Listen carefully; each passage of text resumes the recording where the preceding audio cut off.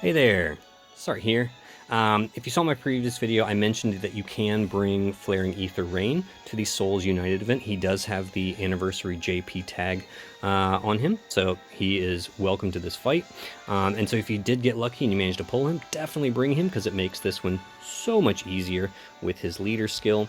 You can see with his leader skill active, it makes Knights of Grandshelt very, very strong. 15,000 attack is really, really nice.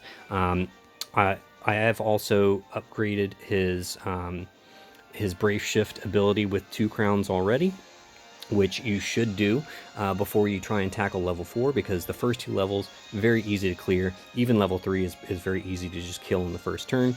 And so by the time you get to level 4, you should have at least 2, if not 3 crowns, and it only takes 2 crowns to upgrade his Brave Shift ability, so definitely do that before you tackle this. It'll make it so much easier.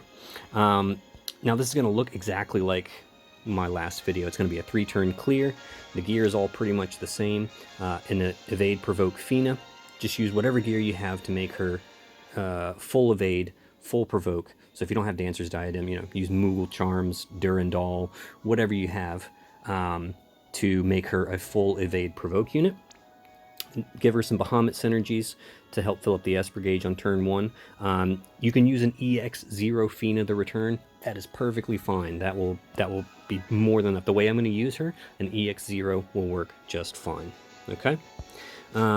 Reagan, pretty much, again, his gear is irrelevant here. If you want to make him the Evade Provoke unit, that's also fine. Just don't make Charlotte your Provoke unit, okay? Or she's gonna get slammed. So because the boss does a couple of single target, very strong single target physical attacks, you want to make sure that you're evading those. Okay. Other than that, his gear is pretty irrelevant. A couple of Bahamut synergies, again, just to make sure we fill up the gauge on turn 1. Knights of Grandshelt, we're only interested in his Brave Shift form, and you see the gear is pretty much the same as the last clear. And again, it's probably overkill. Like, you don't need all this fancy Clash of Wills gear, especially not if you have Flaring Aether Rain with that leader skill.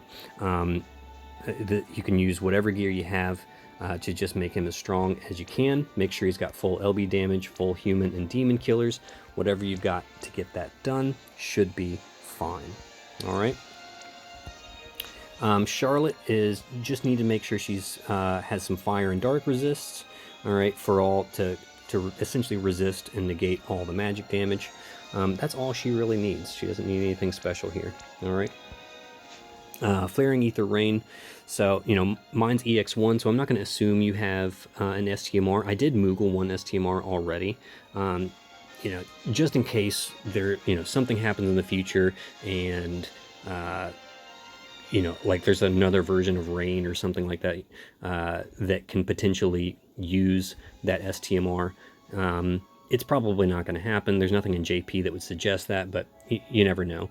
And so once I get my Rain to EX2, I will have 2 of his STMRs, but you can't use 2 of them really, because the flat stats don't stack. But you see we've got the Crimson Claw on there. And then the Dark Vision Single-Handed Sword is a good option in that other slot. All right. And then all of this gear here is also pretty irrelevant. We're only interested in his Brave Shift form. So if you don't have his STMR, make sure his TMR is equipped. All right, that's important. I gave him some fairly budget gear here, but just make sure he's got full human and demon killers. If you don't have Knights of Grandshelt's card, obviously, just use the best that you have. Like I said, this is going to be way overkill. All right, we're just going to ice this guy on turn 3, just like the last one. All right, so let's see how we get it done.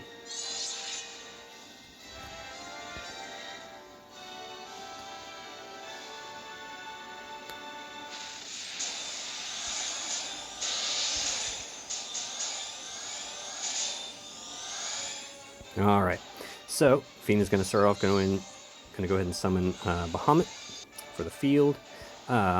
And then Reagan will do, make sure he does this Magnus for the breaks, and then this one to fill his LB, especially if yours is EX0, and then just hit the boss with something, I guess.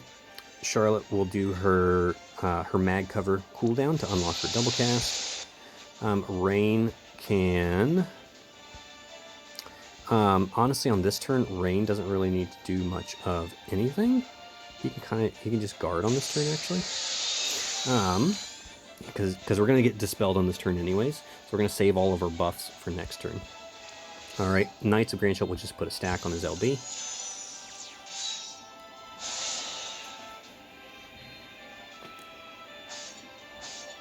Okay, so there you see the single target physicals being evaded. Charlotte covers all the magic. There's the dispel.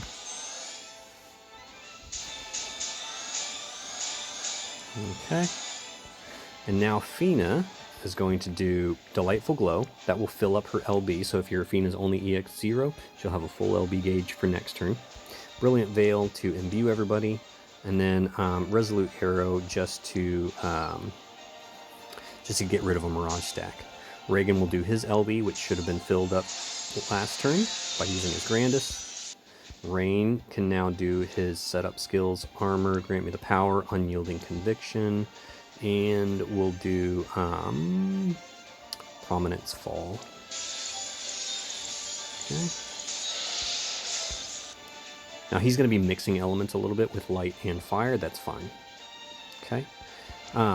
Charlotte needs to reapply her magic cover, and then Sacred Knight's Defense Magic. Knights of Grandchild will do his setup, give it all we've got, and double Profusing Light, just to make sure we've gotten rid of all of our Mirage stacks. Alright, so now we definitely know we've gotten rid of all the Mirage.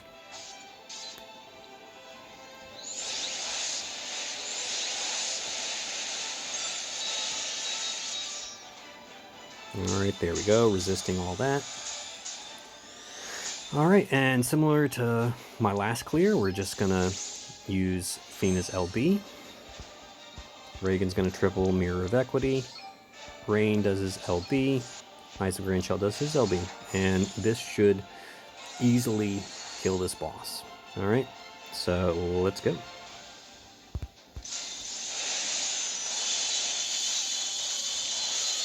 Yep, so Knights of Grandchild killed him before Rain even got his last hit in, so oh my god, yeah, so much overkill. So yeah, so if you got really lucky and you got a Flaring Aether Rain, then you don't need to have nearly as strong units there. Like, we basically just doubled the boss's health. The boss has like 15 billion HP. We just did 30 billion.